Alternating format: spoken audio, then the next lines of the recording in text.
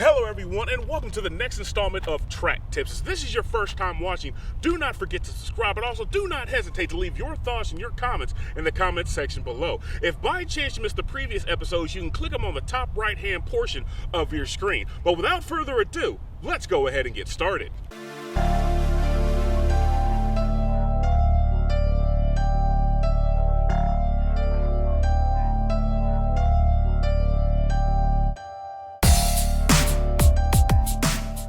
Now everybody, before we get started, I have a question for you. If you were to compile a list of your top 5, top 10, top 20, hell, top 100 best drivers and fastest drivers on the planet, who would they be?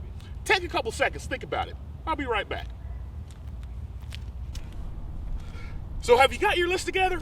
Good. Now, I'm not really interested in knowing the people who you chose to put on that list. I'm more interested in knowing why you didn't put certain people on the list. For instance, why didn't you name anybody on YouTube in your top 100? Why didn't you name any of your homeboys in your top 100? Hell, why didn't you even name yourself in the top 100 of your favorite best drivers on the planet? Tell you what, we'll get back to that in a second.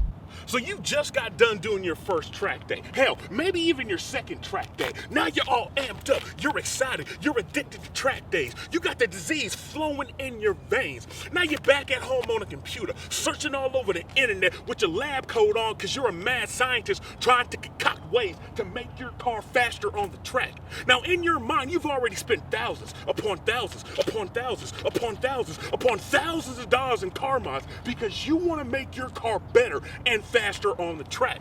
But yet again, I'm here to tell everybody, slow down. Because everybody, let's take a couple steps back and take a deep breath for a moment here. Now, what is the most notorious way, the most overwhelmingly way that people choose in order if they want to go faster, what they choose to do to their car? They choose to add more power. Now, I'm here to tell everybody, without a doubt, that is the worst possible modification that you can do to your car. Some of you are no doubtly sitting there asking, why? Very simple. Because it'll stun your growth. But DV, I want to go faster. Oh, you want to go faster? Become a better driver. But DV, I want my lap times to drop. Oh, so now you want your lap times to drop. Become a better driver. Now, for those people who doubt that the increase in horsepower won't stun your growth, let me ask you guys this question. For the people who are watching this video who are part of my family, remember when I first got my 1LE for running around the first 3 track days, how everybody was always plastering me with the same questions? DV, why are you going so slow? DV, why aren't you going as fast? DV, why aren't you pushing as hard? You want to know why I was going so slow and why I wasn't going as fast and why I wasn't pushing as hard? It's because of this mofo right here. Now let me give you guys a brief example by giving you guys this illustration. Now when you start tracking, your abilities as a driver will always start at this position here. At the very back, in the beginning, in the I am POS, I am slow AF category. Meanwhile, your car's ability to perform will start about here.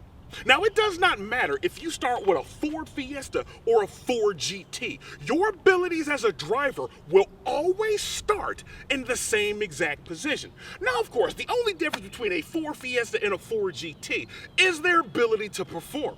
Now, if you start off with a Ford Fiesta, the gap between your driving ability and your car's ability to perform will be rather small, which means it'll be easier to drive, easier to learn on, and easy for you to progress. Meanwhile, if you chose to start with a freaking Ford GT, that small gap is now going to become a chasm. And keep in mind, the wider the gap, the more difficult it is to drive, the more difficult it is to learn on, and the more difficult it is for you to progress on.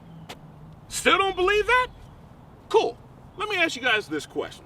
Now let's go with what a lot of people on YouTube, a lot of people on car forums, and a lot of people on social media alike all love to say. I have a fast car, so that makes me fast. If I make my car faster, that makes me faster.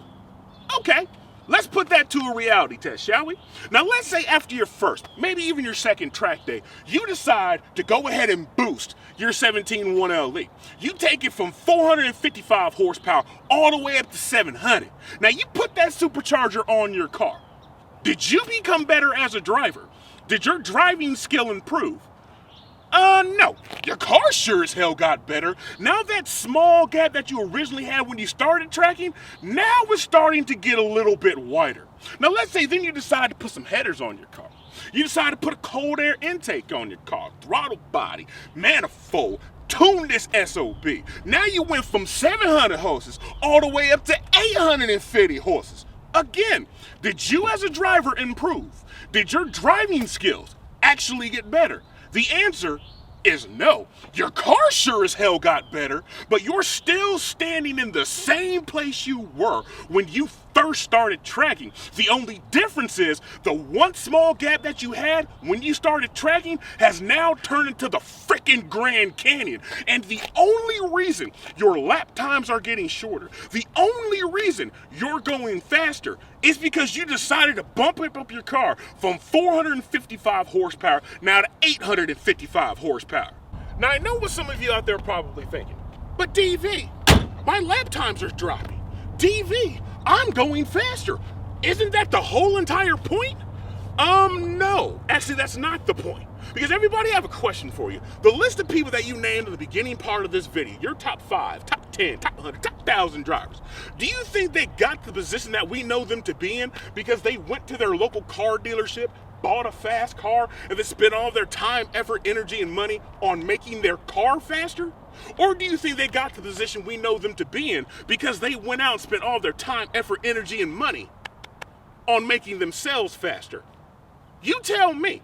Because at the end of the day, it takes absolutely no skill to go faster because you either A, bought a faster car, or B, did something to your car in order to go faster. Because everybody, let me give you this brief example. If you were in school in math class about to take a math test and somebody was in class with a calculator and he was doing all the problems on the calculator and got done in 3 minutes and then stood up in front of the class was like, yeah, everybody, I'm better than you. Yeah, everybody, I'm faster than you. I got done before you did, so that means I'm better than you.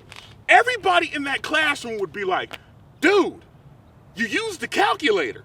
What the hell are you bragging about?